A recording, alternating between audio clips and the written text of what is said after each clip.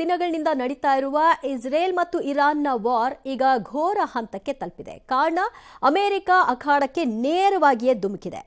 Israel Iran ಕಾಳಗದಲ್ಲಿ ವಿಶ್ವದ ದೊಡ್ಡಣ್ಣ ಅಂತ ಕರೆಸಿಕೊಳ್ಳುವ ಅಮೆರಿಕ ಅಧಿಕೃತ ರಂಗ ಪ್ರವೇಶ ಮಾಡಿದ್ದು, ಇರಾನ್ನ 3 ಅಣುಸ್ಥಾವರಗಳ ಮೇಲೆ ರಾತ್ರೋರಾತ್ರಿ ಅಮೆರಿಕ ಬಾಂಬ್ಗಳ ಸುರಿಮಳೆಯನ್ನ ಗೈದಿದೆ.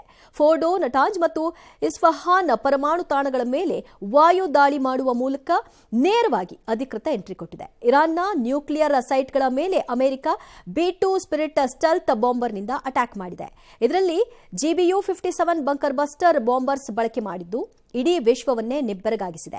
ಮತ್ತೊಂದು ಕಡೆ B2 ಬಾಂಬರ್ಗಳನ್ನು ಪೆಸಿಫಿಕ್ ದ್ವೀಪ ಗುವಾಮ್ಗೆ ರವಾನಿಸಿದೆ. ಇಸ್ರೇಲ್ ಪರವಾಗಿ ಯುದ್ಧ ಭೂಮಿಗೆ ಎಂಟ್ರಿ ಕೊಡುವ ಮೂಲಕ ಅಮೆರಿಕ 3ನೇ ವಿಶ್ವ ಯುದ್ಧಕ್ಕೆ ನಾಂದಿ ಹಾಡಿದೆ. 2 ವಾರ ಕಾಯಿರಿ ಅಂದಿದ್ದ ಟ್ರಂಪ್ ಕಳೆದ 2 ದಿನಗಳಿಂದ ಈ ಸಂಘರ್ಷಕ್ಕೆ ಎಂಟ್ರಿ ಆಗಬೇಕಾ ಬೇಡವಾ ಅಂತ ಗೊಂದಲದಲ್ಲಿದ್ರು. ಅಷ್ಟೇ ಅಲ್ಲ, ಮೊನ್ನೆಯಷ್ಟೇ ಕತಾರ್ನಲ್ಲಿರುವ ಮಿಲಿಟರಿ ನೆಲೆಯನ್ನ ಅಮೆರಿಕ ವಿಮಾನಗಳು ತೊರೆದಿದ್ವು. ಬಹರೇನ್ನಲ್ಲಿರುವಂತಹ US ನೌಕಾಪಡೆಯ 5ನೇ ಫ್ಲೀಟ್ ಬೇಸ್ಗಳಿರುವಂತಹ ಹಡಗುಗಳು ಜಾಗ ಖಾಲಿ ಮಾಡಿದ್ವು. ಇದು ಹಲವು ಅನುಮಾನಕ್ಕೆ ಕಾರಣ ಮಾಡಿಕೊಟ್ಟಿತ್ತು. ಆದರೆ ಕೊನೆಗೆ ಅಮೆರಿಕ ರಾತ್ರೋರಾತ್ರಿ ಇರಾನ್ ಮೇಲೆ ಸ್ಟ್ರೈಕ್ ನಡೆಸಿ ರಂಗ ಪ್ರವೇಶ ಮಾಡಿದೆ. ವಾಯು ದಾಳಿ ದೃಢಪಡಿಸಿ ಡೊನಾಲ್ಡ್ ಟ್ರಂಪ್ ಅತ್ಯಂತ ಯಶಸ್ವಿ ದಾಳಿಯಾಗಿದೆ ಅಂತ ಬಣ್ಣಿಸಿದ್ದಾರೆ. ಅಲ್ಲದೆ ಮತ್ತಷ್ಟು ವಿನಾಶದ ಟ್ರಂಪ್ ಎಚ್ಚರಿಕೆಯನ್ನು ಕೂಡ ಕೊಡಲಾಗಿದೆ. ಇನ್ನು ವಾಯು ದಾಳಿಯ ಬಗ್ಗೆ ಪೆಂಟಗನ್ ಮಾಹಿತಿಯನ್ನ ನೀಡಿದೆ. 2001ರ ನಂತರ ಮೊದಲ ಬಾರಿಗೆ B2 ಬಾಂಬರ್ ಬಳಸಿರುವುದಾಗಿ ತಿಳಿಸ್ತಾ ಇದೆ. ದಾಳಿಯಲ್ಲಿ ಯಾವುದೇ ನಾಗರಿಕರು ಮೃತಪಟ್ಟಿಲ್ಲ ಅಂತ ಸ್ಪಷ್ಟನೆ ಕೊಟ್ಟಿದೆ. ಅಮೆರಿಕ ತನ್ನ ಬೆಂಬಲಕ್ಕೆ ನಿಂತಿದ್ದಕ್ಕಾಗಿ ಇಸ್ರೇಲ್ ಪ್ರಧಾನಿ ನೆತನ್ಯಾಹು ಟ್ರಂಪ್ರನ್ನ ಕೊಂಡಾಡಿದ್ದಾರೆ. ಇರಾನ್ ಮೇಲೆ ಅಮೆರಿಕ ದಾಳಿ ಬೆನ್ನಲ್ಲೇ ನಾಳೆ ಜಿನಿವಾದಲ್ಲಿ ಅಂತಾರಾಷ್ಟ್ರೀಯ ಪರಮಾಣು ಶಕ್ತಿ ಸಂಸ್ಥೆ ತುರ್ತು ಸಭೆಯನ್ನು ಕರೆದಿದೆ. ಇತ್ತ ವಿಶ್ವಸಂಸ್ಥೆ ಕಳವಳ ವ್ಯಕ್ತಪಡಿಸಿದ್ದು, ಮಧ್ಯಪ್ರಾಚ್ಯದಲ್ಲಿ ಪರಿಸ್ಥಿತಿ ನಿಯಂತ್ರಣ ತಪ್ಪಬಹುದು ಅಂತ ವಿಶ್ವಸಂಸ್ಥೆ ಎಚ್ಚರಿಕೆಯನ್ನು ಕೊಟ್ಟಿದೆ. ಇನ್ನು ಪ್ರಧಾನಿ ನರೇಂದ್ರ ಮೋದಿ ಇರಾನ್ ಅಧ್ಯಕ್ಷ ಮಸೂದ್ ಪೆಜೆಸ್ಕಿಯರನ್ನ ಕರೆ ಮಾಡಿ ಮಾತನಾಡಿಸಿದ್ದಾರೆ. ಮೂಲ ಸಮಸ್ಯೆ ಬಗೆಹರಿಸಿಕೊಳ್ಳುವಂತೆ ಸಲಹೆಯನ್ನ ಕೊಟ್ಟಿದ್ದಾರೆ. ಮಧ್ಯಪ್ರಾಚ್ಯದಲ್ಲಿ ಶಾಂತಿ ಕಾಪಾಡುವಂತೆ ಮನವಿಯನ್ನ ಮಾಡಲಾಗಿದೆ. ರಂಗ ಪ್ರವೇಶಕ್ಕೆ ದೊಡ್ಡಣ್ಣ ಎಂಟ್ರಿ ಕೊಟ್ಟಾಗಿದೆ. ಯಾವ ರೀತಿಯಾಗಿ ದಾಳಿಯನ್ನ ಕಳೆದ ರಾತ್ರಿ ನಡೆಸಲಾಯಿತು, ಅದಕ್ಕೆ ಬಳಕೆ ಮಾಡಿದಂತಹ ಯುದ್ಧಾಸ್ತ್ರಗಳಿಗೇನು ಅನ್ನೋದನ್ನ ನೋಡೋಣ. ಆಪರೇಷನ್ ಮಿಡ್ ನೈಟ್ ಹ್ಯಾಮರ್ ಹೆಸರಲ್ಲಿ ಅಮೆರಿಕ ಈ ದಾಳಿಯನ್ನ ಆರಂಭ ಮಾಡಿತು. ಇದರಲ್ಲಿ 125ಕ್ಕೂ ಹೆಚ್ಚು ಫೈಟರ್ ಜೆಟ್ಗಳು ಭಾಗಿಯಾಗಿದ್ವು. ಕೇವಲ 20 ನಿಮಿಷಗಳ ಅವಧಿಯಲ್ಲಿ ಗುರಿಯನ್ನ ತಲುಪಿ ಅದರ ಒಳಗಾಗಿ ಮಾಡಿ ಮುಗಿಸಿ ತಮ್ಮ ವಿಮಾನಗಳು ವಾಪಸ್ ಸುರಕ್ಷಿತವಾಗಿ ಬಂದಿದೆ ಅಂತ ಟ್ರಂಪ್ ಘೋಷಣೆ ಕೂಡ ಮಾಡಿದ್ರು. 3 ಅಣುತಾಣವನ್ನ ಗುರಿಯಾಗಿಸಿ ನಡೆಸಿದಂತಹ ದಾಳಿ ಇದು 14 ಬಂಕರ್ನ ಧ್ವಂಸ ಮಾಡಿದ್ದಾಗಿ ಅಮೆರಿಕ ಹೇಳ್ತಾ ಇದೆ. ಇನ್ನು 7 B2 ಸ್ಪಿರಿಟ್ ಸ್ಟೆಲ್ತ್ ಬಾಂಬರ್ಸ್ ಅನ್ನ ಬಳಸಿದ್ದಾರೆ. 12 GBU-57 ಬಂಕರ್ ಬಸ್ಟರ್ ಅನ್ನ ಬಳಕೆ ಮಾಡಲಾಗಿದೆ. ಜೊತೆಗೆ 24 ಟೊಮೊಹಾಕ್ ಕ್ರೂಸ್ ಮಿಸೈಲ್ಗಳನ್ನ ಬಳಸಿದ್ದಾರೆ. F-22 ರಾಫ್ಟರ್ ಯುದ್ಧವನ್ನು ಕೂಡ ಯುದ್ಧ ವಿಮಾನವನ್ನು ಕೂಡ ಬಳಕೆ ಮಾಡಲಾಗಿದ್ದು, F-35 ಲೈಟ್ನಿಂಗ್ ಫೈಟರ್ ಜೆಟ್ ಹಾಗೆ ಸಬ್ಮರೀನ್ ಸಹ ಬಳಸಿದೆ ಅಮೆರಿಕ. 2001ರ ನಂತರ B2 ಬಾಂಬರ್ ಅನ್ನ ಬಳಕೆ ಮಾಡಿದೆ ಅಮೆರಿಕ ಅನ್ನೋದು ಗೊತ್ತಾಗ್ತಾ ಇದೆ. ಇದನ್ನ ಕೇವಲ 28 ದಿನಗಳ ಅವಧಿಯಲ್ಲಿ ತಯಾರಿ ಮಾಡಿತ್ತು ಅನ್ನುವಂತಹ ಮಾಹಿತಿ ಕೂಡ ಇದೆ. Massive ordnance penetrate bunker buster bomb ಹೊತ್ತು ಸಾಗುವ ಸಾಮರ್ಥ್ಯವನ್ನ ಈ B2 ಬಾಂಬರ್ ಹೊಂದಿದೆ. ಸೆಪ್ಟೆಂಬರ್ 11, 2001ರಂದು ಇದನ್ನ ಬಳಕೆ ಮಾಡಿತ್ತು. ಏರ್ ಸ್ಟ್ರೈಕ್ನಲ್ಲಿ ನಾಗರಿಕರು ಮೃತಪಟ್ಟಿಲ್ಲ ಅನ್ನೋದು ಅಮೆರಿಕ ಕೊಡ್ತಾ ಇರುವಂತಹ ವಿವರ. ಇದರ ಕಡೆಗೆ ಇರಾನ್ ಕೂಡ ಹೇಳ್ತಾ ಇದೆ, ಅಮೆರಿಕ ನಡೆಸಿದಂತಹ ದಾಳಿಯಲ್ಲಿ ನಮಗೆ ದೊಡ್ಡ ಪ್ರಮಾಣದಲ್ಲಿ ಹಾನಿಯಾಗಿಲ್ಲ. ಇದನ್ನ ನಾವು ಬ್ಯಾಲೆನ್ಸ್ ಮಾಡ್ಕೊಳ್ಳೋ ಮೂಲಕವಾಗಿ ಮತ್ತೆ ಪುಟಿದೇಳೋದಕ್ಕೆ ಒಂದು ಸಮಯ ಬೇಕಾಗುತ್ತಷ್ಟೇ.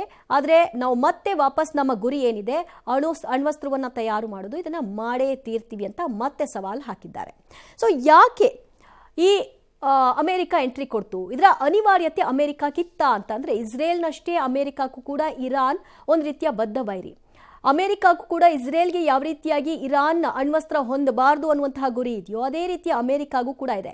2009ರಲ್ಲೇ ಅಲ್ಲಿ ಅಣ್ವಸ್ತ್ರ ತಯಾರಿಕೆ ಆಗ್ತಾ ಇದೆ ಅನ್ನೋದ್ರ ಬಗ್ಗೆ ಮಾಹಿತಿ ಇತ್ತು. ಆದರೆ ನೇರ ದಾಳಿಯನ್ನು ನಡೆಸಲಿಕ್ಕೆ ಸಾಧ್ಯವಾಗ್ತಿರಲಿಲ್ಲ. ಯಾಕಂದ್ರೆ ಅದಕ್ಕೆ ಬೇಕಾದಂತಹ ಸಕಲ ಭದ್ರತೆಯನ್ನು ಕೂಡ ಮಾಡಿಕೊಳ್ಳಲಾಗಿತ್ತು.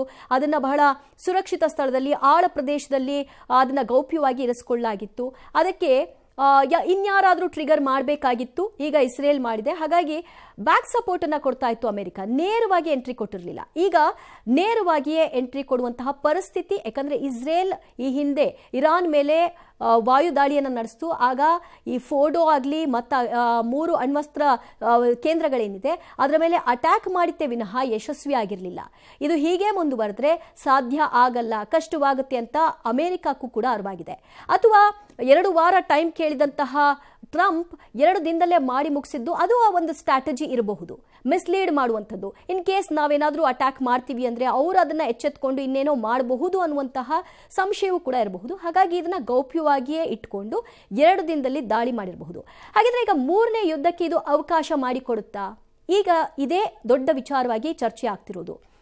ಸದ್ಯಕ್ಕೆ ರಷ್ಯಾ ಅಮೆರಿಕ ಮೇಲೆ ಕೋಪ ಇದೆ. ಯಾಕಂದರೆ ರಷ್ಯಾ ಮತ್ತು ಉಕ್ರೇನ್ ನಡುವಿನ ಈ ದಾಳಿಯಲ್ಲಿ ಉಕ್ರೇನ್ ಜೊತೆಗೆ ಅಮೆರಿಕ ನಿಂತ್ಕೊಳ್ತು. ಅದೊಂದು ಕೋಪ ಸಹಜವಾಗಿ ರಷ್ಯಾಗಿದೆ.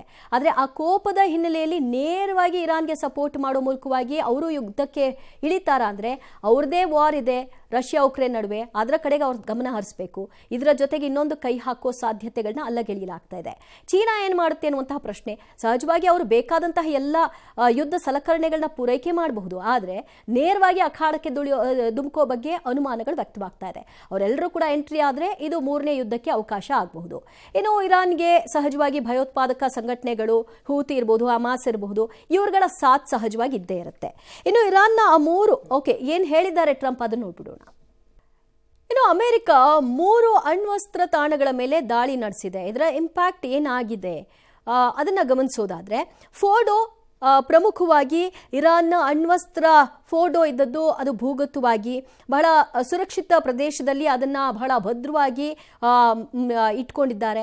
ಅದರ ಮಾಹಿತಿ ಈ ಹಿಂದೆನೇ ಇದ್ರೂ ಕೂಡ ಅಟ್ಯಾಕ್ ಆಗಿರಲಿಲ್ಲ. 80ರಿಂದ 90 ಕಿಲೋಮೀಟರ್ ಆಳದಲ್ಲಿರುವಂತಹ ಯುರೇನಿಯಂ ಘಟಕ ಇದಾಗಿದೆ. ಅಣ್ವಸ್ತ್ರ ತಯಾರಿಕೆಗೆ ಬೇಕಾದಂತಹ ಯುರೇನಿಯಂನ ಇಲ್ಲಿ ಸಂಗ್ರಹ ಮಾಡ್ತಿದ್ರು. ಇನ್ನೇನು ಬಹುತೇಕ ಪೂರ್ಣ ಹಂತಕ್ಕೆ ಹೋಗಿದೆ, ಅಣುಬಾಂಬ್ ತಯಾರಾಗುತ್ತೆ ಅನ್ನೋ ಹಂತದಲ್ಲಿ ಕೂಡ ಇತ್ತು. ಯುರೇನಿಯಂ ಹೆಚ್ಚಾಗಿ ಪರಮಾಣು ಬಾಂಬ್ಗಳು ಬಳಕೆಯಾಗಿದೆ.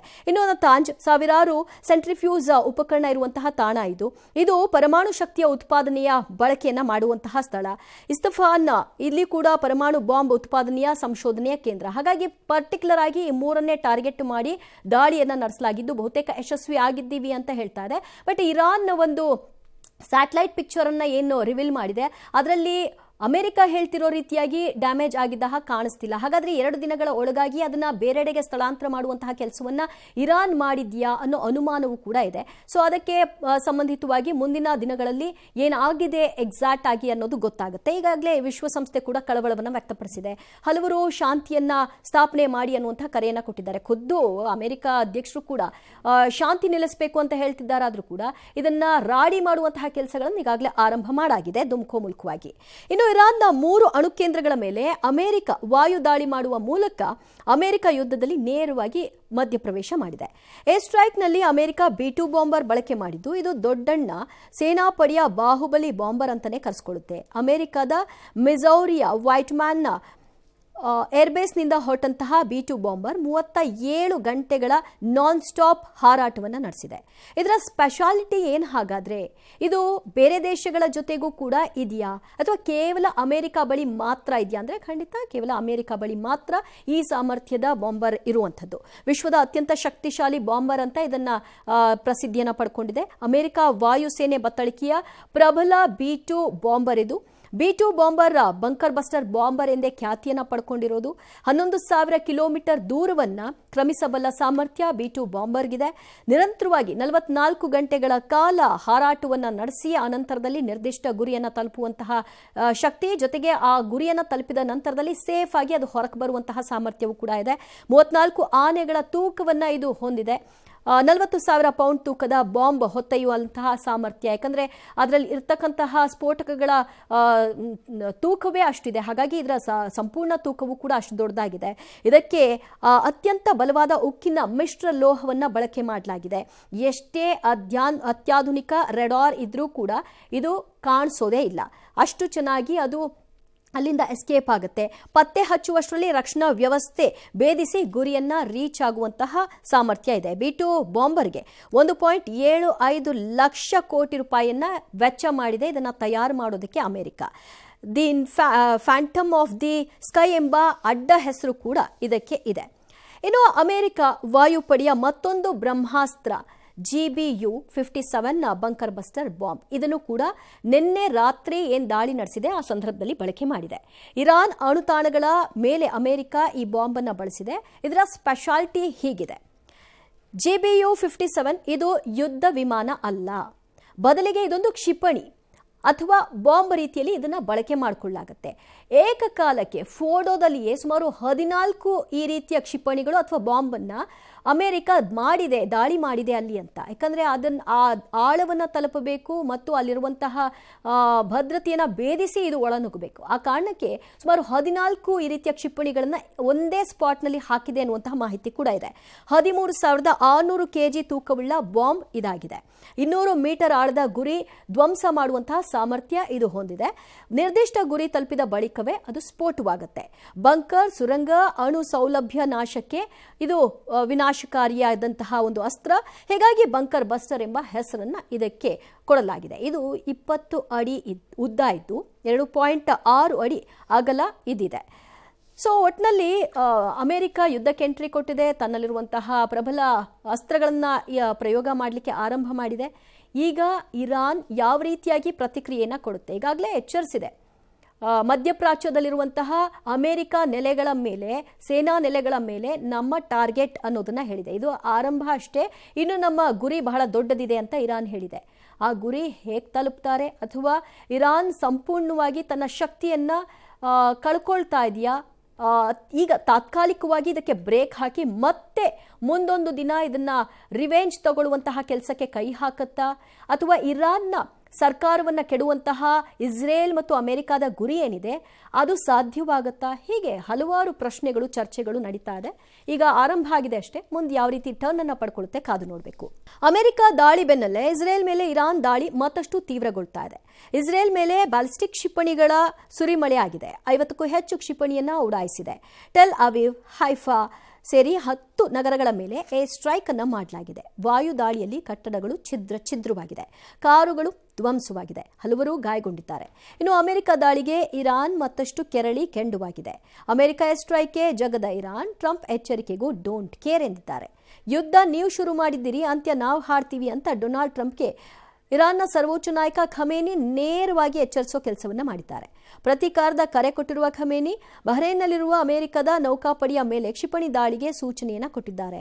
ಈ ಮಧ್ಯೆ ಹರ್ಮುಜ್ ಜಲಸಂಧಿ ಬಂದ್ ಮಾಡಲು ಇರಾನ್ ಸಂಸತ್ ಅನುಮೋದಿಸಿದೆ. ಇನ್ನು ವಿಶ್ವಸಂಸ್ಥೆಯಲ್ಲಿ ಇರಾನ್ ವಿದೇಶಾಂಗ ಸಚಿವ ಸೈಯದ್ ಅಬ್ಬಾಸ್ ಅಮೆರಿಕ ದಾಳಿಯನ್ನು ಖಂಡಿಸಿದ್ದಾರೆ. ವಿಶ್ವಸಂಸ್ಥೆ ಅಂತಾರಾಷ್ಟ್ರೀಯ ಕಾನೂನು ಮತ್ತು ಪರಮಾಣು ಶಸ್ತ್ರಾಸ್ತ್ರಗಳ ಪ್ರಸರಣ ರಹಿತ ಒಪ್ಪಂದವನ್ನು ಅಮೆರಿಕ ಉಲ್ಲಂಘನೆ ಮಾಡಿದೆ. ಈ ದಾಳಿಗೆ ಅಮೆರಿಕ ಪರಿಣಾಮ ಎದುರಿಸಬೇಕಾಗುತ್ತೆ ಅಂತ ವಾರ್ನಿಂಗ್ ಅನ್ನು ಕೊಡಲಾಗಿದೆ. ಇನ್ನು ರಷ್ಯಾ, ಇರಾನ್ ಬೆನ್ನಿಗೆ ನಿಂತಿದ್ದು ಇರಾನ್ಗೆ ಹಲವು ದೇಶಗಳು ಪರಮಾಣು ಸಿಡಿತಲೆ ಪೂರೈಸಲು ಸಿದ್ಧತೆಯನ್ನು ಮಾಡಿಕೊಂಡಿದೆ. ರಷ್ಯಾ ಭದ್ರತಾ ಕೌನ್ಸಿಲ್ ಉಪಾಧ್ಯಕ್ಷ ಡಿಮಿಟ್ರಿ ಎಚ್ಚರಿಸಿದ್ದಾರೆ. ಇದರ ಬೆನ್ನಲ್ಲೇ ಇರಾನ್ ವಿದೇಶಾಂಗ ಸಚಿವ ಅರಗ್ಚಿ ಮಾಸ್ಕೋಗೆ ತೆರಳಿದ್ದಾರೆ. ಅಲ್ಲಿಯೂ ಕೂಡ ಈಗ ಏನಾಗುತ್ತೆ, ಮುಂದಿನ ಹಂತಗಳಲ್ಲಿ ಏನೆಲ್ಲ ಬೆಳವಣಿಗೆಗಳು, ಯಾವೆಲ್ಲ ತಿರುವನ್ನು ಪಡ್ಕೊಳ್ಬಹುದು ಕಾದು ನೋಡಬೇಕು. ಕಳೆದ 10 ದಿನಗಳಿಂದ ಇಸ್ರೇಲ್ ಮತ್ತು ಇರಾನ್ ನಡೆಸ್ತಾ ಇರುವಂತಹ ಯುದ್ಧ ಏನಿದೆ ಅದು ಮತ್ತಷ್ಟು ತಾರಕಕ್ಕೆ ಹೋಗ್ತಾ ಇದೆ. ಎರಡೂ ರಾಷ್ಟ್ರಗಳ ನಡುವೆ ಮಿಸೈಲ್ಗಳ ಬೆಂಕಿ ಮಳೆಯನ್ನೇ ಸುರಿಸ್ತಾ ಇದೆ. ಸಾವು ನೋವುಗಳ ಮರಣ ಮೃದಂಗ ಹೆಚ್ಚಾಗ್ತಿದೆ. ಇಡೀ ಜಗತ್ತು ಮಧ್ಯಪ್ರಾಚ್ಯದ ಈ ಭಯಾನಕ ಯುದ್ಧದ ದೃಶ್ಯಗಳನ್ನ ನೋಡ್ತಾ ಇವೆ. ಇರಾನ್ ವಿರುದ್ಧದ ಸಂಘರ್ಷಕ್ಕೆ ಅಮೆರಿಕ ಸಾಥ್ ಕೊಟ್ಟ ಬೆನ್ನಲ್ಲೇ ಇಸ್ರೇಲ್ ಮತ್ತಷ್ಟು ಪುಟಿದೆದ್ದಿದೆ. ಇರಾನ್ ದಾಳಿಗೆ ಪ್ರತೀಕಾರವಾಗಿ ಇಸ್ರೇಲ್ ಕೂಡ ಅಟ್ಯಾಕ್ ತೀವ್ರಗೊಳಿಸಿದೆ. ಇರಾನ್ನ 8 ಲಾಂಚರ್ಸ್ ಹೊಡೆದುರುಳಿಸಿದೆ. ಇರಾನ್ನ ಡೆಜ್ಫುಲ್ ಏರ್ಬೇಸ್ನಲ್ಲಿ 2 F-5 ಫೈಟರ್ ಜೆಟ್ಗಳನ್ನು ಉಡೀಸ್ ಮಾಡಿದೆ. ಇಸ್ರೇಲ್ ಈವರೆಗೂ 500ಕ್ಕೂ ಹೆಚ್ಚು ಮಿಸೈಲ್ಗಳಿಂದ ದಾಳಿ ಮಾಡಿದೆ. ಇನ್ನು ಇರಾನ್ನಲ್ಲಿ ಇಸ್ರೇಲ್ ದಾಳಿಗೆ ಈವರೆಗೂ ಒಟ್ಟು 865 ಮಂದಿ ಮೃತಪಟ್ಟಿದ್ರೆ 3400 ಮಂದಿ ಗಾಯಗೊಂಡಿದ್ದಾರೆ ಅಂತ ಮಾನವ ಹಕ್ಕು ಸಂಘಟನೆ ಮಾಹಿತಿ ಕೊಟ್ಟಿದೆ. ಈ ನಡುವೆ ಇರಾನ್ ಜೊತೆಗಿನ ಯುದ್ಧದಲ್ಲಿ ಇಸ್ರೇಲ್ಗೆ ಭಾರಿ ಆರ್ಥಿಕ ಪೆಟ್ಟು ಬಿದ್ದಿದೆ. ಪ್ರತಿನಿತ್ಯ ಸರಿಸುಮಾರು 6,300 ಕೋಟಿ ರೂಪಾಯಿ ವೆಚ್ಚ ಆಗ್ತಿದೆ ಅನ್ನೋ ಮಾಹಿತಿ ಹೊರಬಿದ್ದಿದೆ. ಈವರೆಗೂ 50,000 ಕೋಟಿ ರೂಪಾಯಿ ವ್ಯಯವಾಗಿದೆ ಅಂತ ಹೇಳಲಾಗ್ತಿದೆ.